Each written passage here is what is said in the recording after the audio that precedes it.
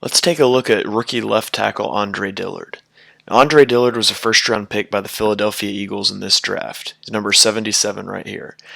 He's seen playing time this year as Jason Peters is notoriously injured frequently late in his career. But Sunday night at Dallas was his first start of his NFL career. Now, it's key to note that this first start happened, one, in prime time, and two, on the road in Dallas. Now, it's important that it happened on the road because on the road in loud stadiums, NFL teams will typically deploy a silent count.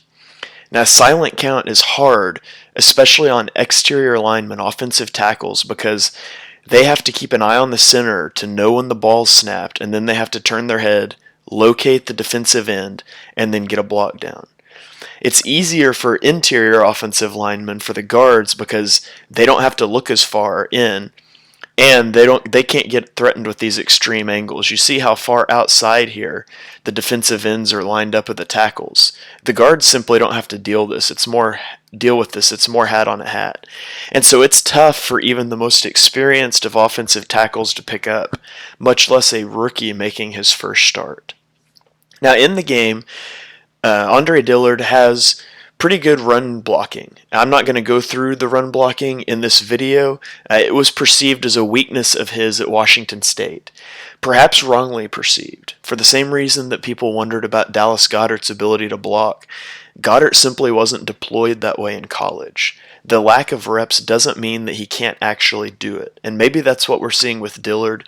Maybe it's an aberration, but he blocked very well in the run game. But I want to focus on pass protection in this video. So a couple things that you need to know up front.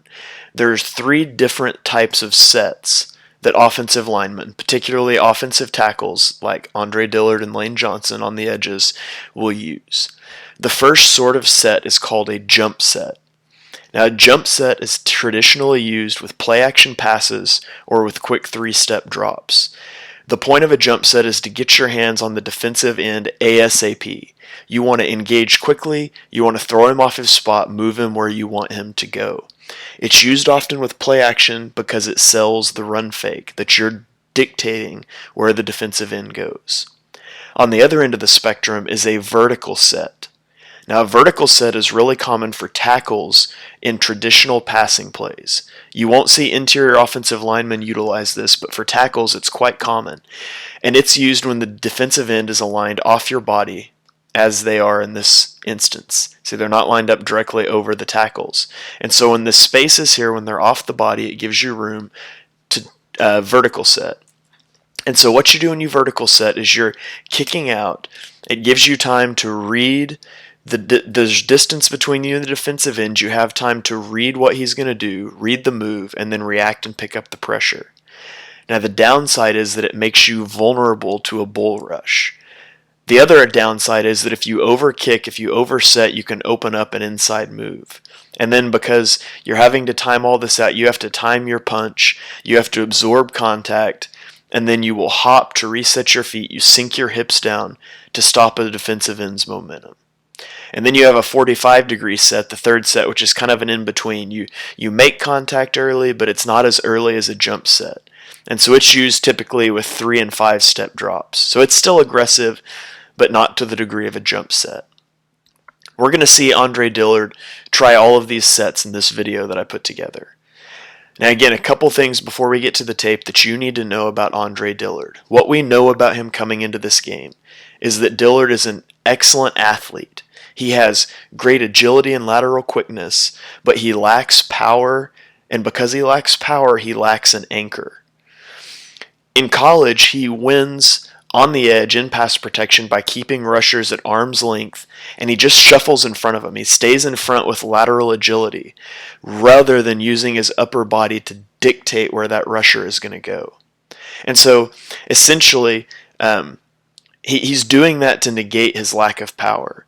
And so he compensates for that lack of power by not setting deep enough, and that opens him up to speed rushers winning off at the edge. Now in the Pac-12 last year, he didn't face a lot of good speed rushers that could take advantage of that.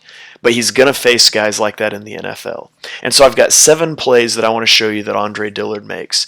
The first one is going to be one of these vertical sets that we talked about. And so he's going to vertical set, and he's going to be responsible for this defensive end. And so if you see right here, we motion Goddard across, so it's going to be a one-on-one block. Now he gets out wide.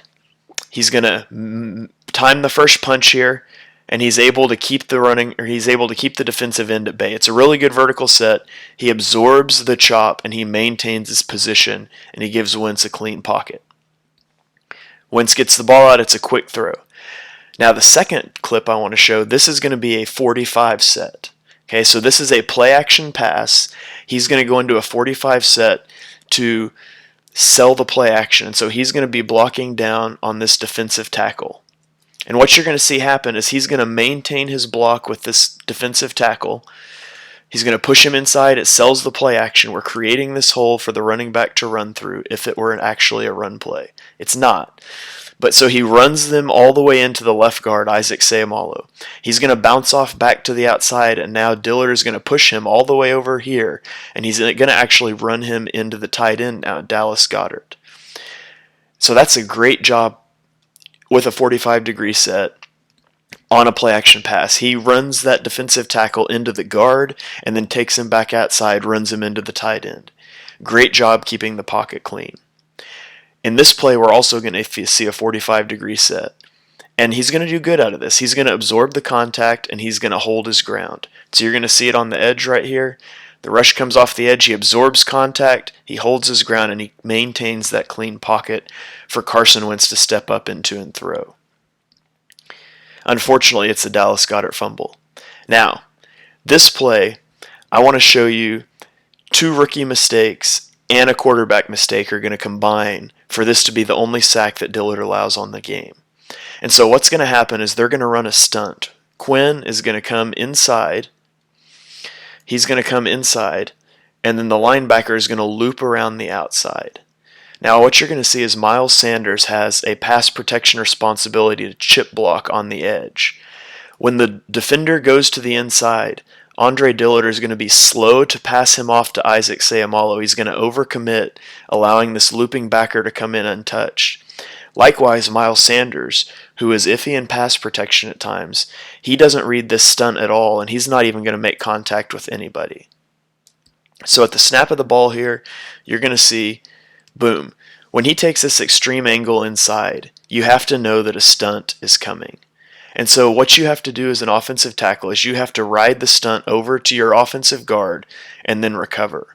But Dillard is going to overcommit. He's over-relying on his athleticism. Right there, he's overextended, and now he's beat off of the edge. Miles Sanders should be aware of this. He should be picking it up and chip blocking here, but he's going to miss that as well. And then you see Carson Wentz is going to step up, and he's going to get hit. Now, I mentioned that there's a quarterback problem in this too. And there is, because if you watch this play, there's no reason for Carson Wentz to step left into this pressure. Andre Dillard overcommits inside, but he still has leverage to push this guy around the horn here. All Carson Wentz has to do is step up. He's not threatened. There's a double team right here. He has room to stand in this pocket and make a throw, but he's going to shuffle to the left and he's going to get hit. Now, if that's Jason Peters, he's probably fine to do that. Peters would have passed that off better. Dillard does fine. It's not the best set. It's not the best pass off of that stunt, but he does good enough not to give up that pressure that he's ultimately going to get pinged with. Now, on this play, what I want you to see is that Dillard's going to be beat inside by the defensive end. Okay, he's going to start outside, and he's going to counter inside, and Dillard's going to give that up. But on this side, Lane Johnson's also going to be beat inside by DeMarcus Lawrence. And Lane is going to push Lawrence, and he's going to end up falling into Dillard and his rusher. And so collateral damage is going to save Dillard on this play. So right here, he's beat inside. Lane's also beat inside. And Lane's going to give DeMarcus Lawrence a shove. It's going to come in, boom, right there. Takes both guys out. Andre Dillard's lucky that he doesn't get folded up on that play, that his ankle doesn't get pinned, but ultimately he's going to be okay. So we've shown 5 decent reps for Dillard. Now I want to show you the 2 bad ones, and they come on back-to-back plays. Now remember, we talked about the problem with vertical sets and also the problem with Dillard's power in his anchor, and you're going to see that on this play. He's simply going to be bull rushed by Robert Quinn off of the edge. And he's going to get walked all the way back into his quarterback, and Quinn's going to come down with the sack. Now, if we can back that up again, the key to a vertical set is you absorb that contact, and then when it transitions to power, you have two choices. You can continue to walk your feet backwards, and you're going to get walked back into the quarterback. That's not what you're supposed to do. What you're instead supposed to do is hop backwards to reset your feet, sink your hips, you stop the defender's momentum, and you push up to push him backwards. And what you see here is Dillard never does that. He just walks back into the quarterback, and it goes down for a sack. So on the very next play, we have Andre Dillard, who's fresh off giving up a bull rush sack, and now he's going to overcompensate. He's going to expect a power rush, and so he's not going to set out as deeply as he perhaps should. He's actually going to get 90 degrees to the line of scrimmage, and it's going to open him up to an edge rush. And so we're going to see the veteran take advantage of this off of the edge. And so right here, he's 90 degrees. At this point, Andre Dillard has lost this rep. He has no chance to stop this speed rusher from coming around the edge. Now, if Carson Wentz sees this, if Carson Wentz can see this pressure, he sees that this guy's going around the edge. Right now, if Carson can step up, there's nobody here. It's a clean pocket for him to throw out of. But Wentz doesn't feel that pressure. And Wentz shouldn't necessarily feel that pressure. It's coming from his blind side. That's why being a right tackle is so much easier than being a left tackle in the NFL. And so if we watch this from the top again, you'll see he's going to get beat around the edge, and it doesn't turn into a sack, but it could have been a strip sack, it could have been a fumble, it could have been an interception because the ball pops up into the air. And so what do we take from Andre Dillard's performance?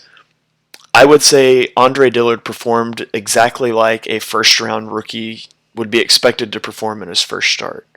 Overall, he has ups and downs. He excelled in the run game, which wasn't necessarily expected, and he did a solid job in the passing game, minus those two back-to-back plays that we showed. It gives him something good to build on going into the future. If he can really work on dropping his anchor and resetting his hips, it's going to help him a lot protecting Carson Wentz off the edge.